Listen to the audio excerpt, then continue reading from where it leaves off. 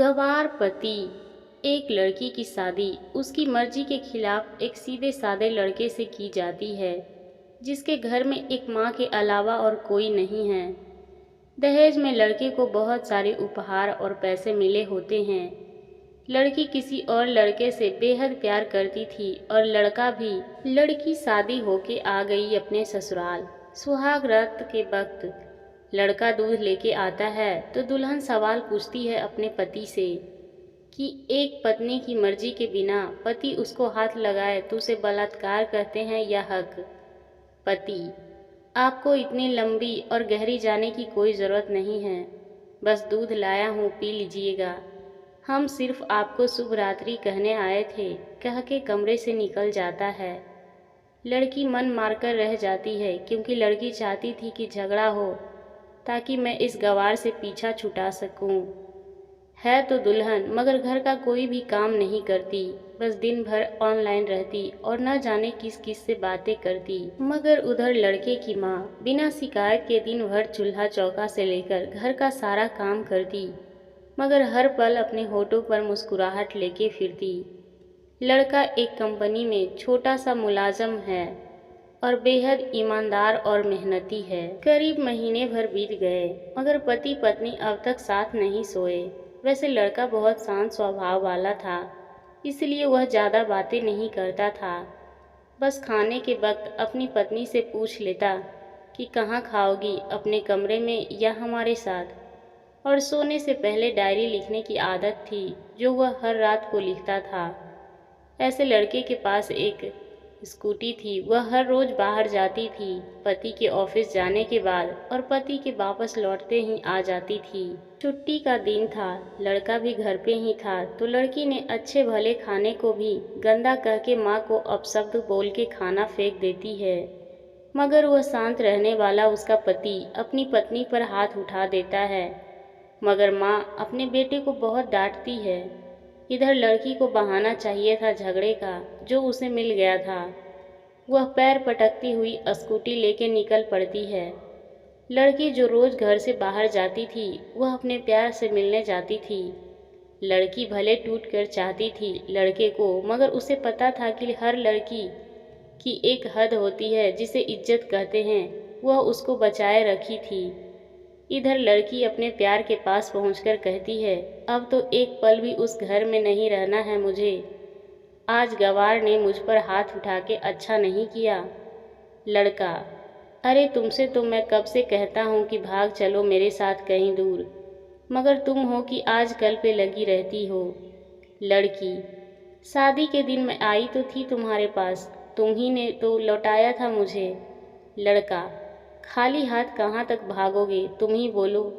मैंने तो कहा था कि कुछ पैसे और गहने साथ ले लो, तुम तो खाली हाथ आई थी। आखिर दूर एक नई जगह में जिंदगी नए सिरे से शुरू करने के लिए पैसे तो चाहिए ना। लड़की: तुम्हारे और मेरे प्यार के बारे में जानकर मेरे घर वालों ने बैंक के पासबुक, एटीएम और मेरे गहने तक रख लिए थे, तो मैं क्या लाती अपने साथ। हम दोनों मेहनत करके कमा भी तो सकते थे। लड़का: चालाक इंसान पहले सोचता है फिर काम करता है। खाली हाथ भागते तो ये इश्क का भूत 2 दिन में ही उतर जाता, समझी। और जब भी तुम्हें छूना चाहता हूँ बहुत नखरे हैं तुम्हारे, बस कहती हो शादी के बाद। लड़की: हाँ, शादी के बाद ही अच्छा होता है ये सब, और सब तो तुम्हारा तो ही है। मैं आज भी एक कुमारी लड़की हूँ, शादी करके भी आज तक उस गंवार के साथ सो न सकी, क्योंकि तुम्हें ही अपना पति मान चुकी हूँ। बस तुम्हारे नाम की सिंदूर लगानी बाकी है, बस वह लगा दो, फिर सब कुछ तुम अपनी मर्जी से करना।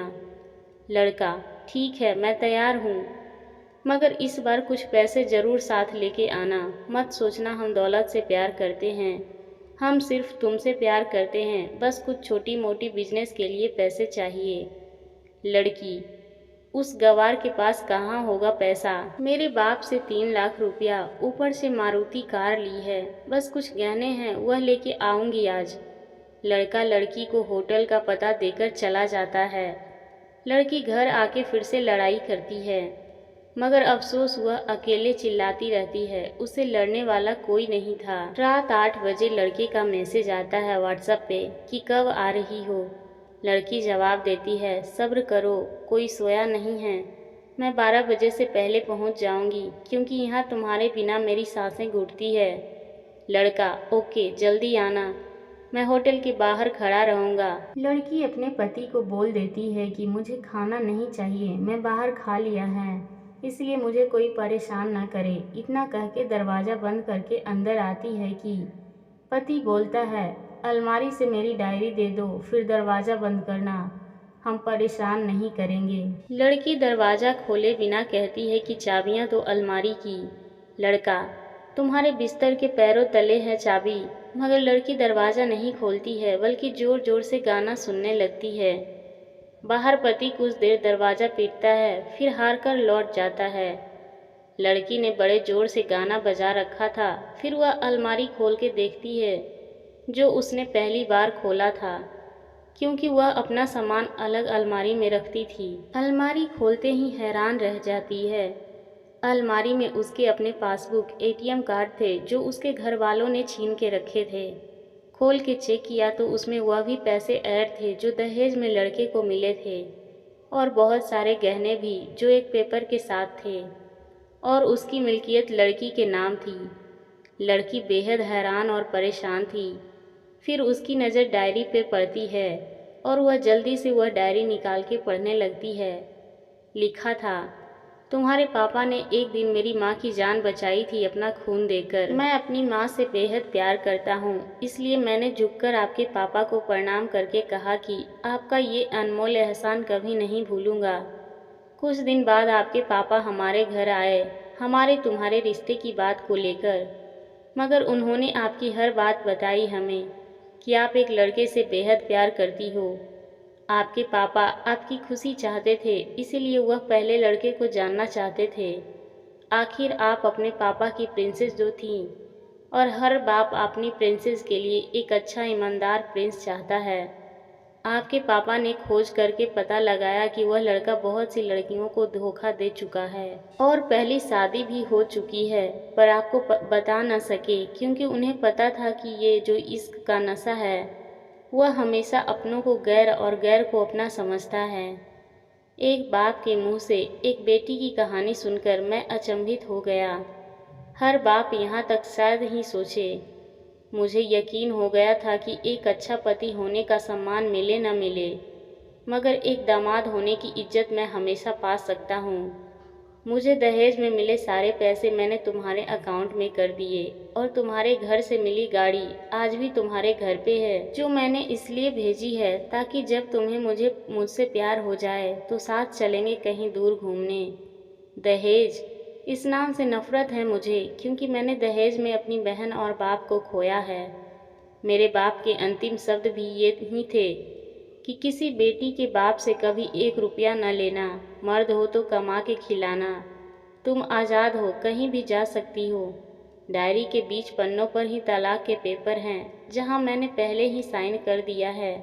जब तुम्हें लगे कि अब इस गवार के साथ नहीं रहना है तो साइन करके कहीं भी अपनी सारी चीज़ें लेके जा सकती हो। लड़की हैरान थी, परेशान थी। न चाहते हुए भी गवार के शब्दों ने दिल को छुआ था।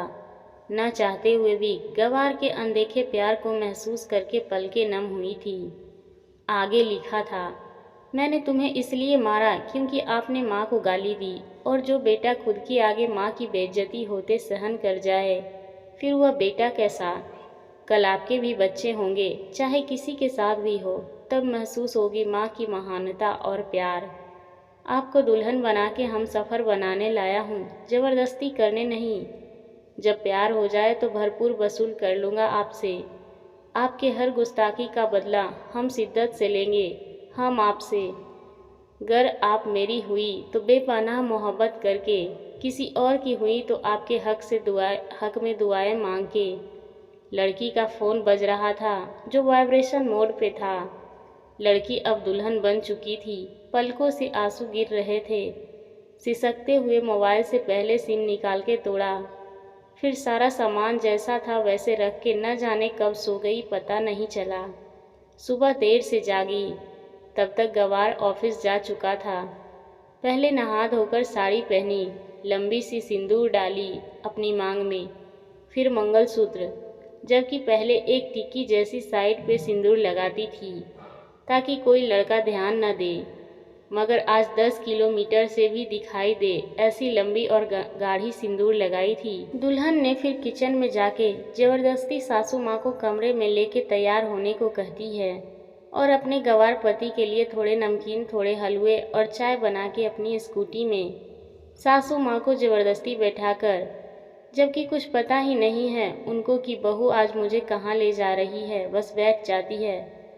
फिर रास्ते में सासू माँ को पति के ऑफिस का पता पूछकर ऑफिस पहुँच जाती है। पति हैरान रह जाता है पत्नी को इस हालत में देखकर। पति, सब ठीक तो है ना माँ? मगर माँ बोलती इससे पहले पत्नी गले लगकर कहती है कि अब सब ठीक है, I love you for ever. Office के सब लोग खड़े हो जाते हैं तो दुल्हन कहती है कि मैं इनकी धर्म पत्नी हूँ, बनवास गई थी, सुबह लौटी हूँ, अब 1 महीने तक मेरे पति देव ऑफिस में दिखाई नहीं देंगे। ऑफिस के लोग, दुल्हन क्योंकि हम लंबी छुट्टी पे जा रहे हैं साथ साथ। पति, पागल। दुल्हन, आपकी सादगी और भोलेपन ने बनाया है।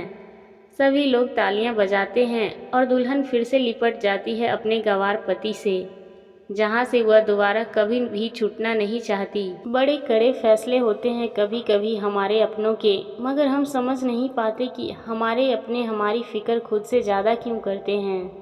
माँ बाप के फैसलों का सम्मान करें, क्योंकि ये 2 ऐसे मानव हैं जो आपको हमेशा दुनियादारी से ज़्यादा प्यार करते हैं। आशा करती हूँ आपको ये कहानी पसंद आई होगी। इस कहानी पर आपकी क्या राय है, हमें कमेंट करके ज़रूर बताएं। कहानी पसंद आई हो तो लाइक और शेयर करना ना भूलें। चैनल पर नए हैं तो प्लीज़ सब्सक्राइब करें। कहानी सुनने के लिए आपका बहुत बहुत धन्यवाद।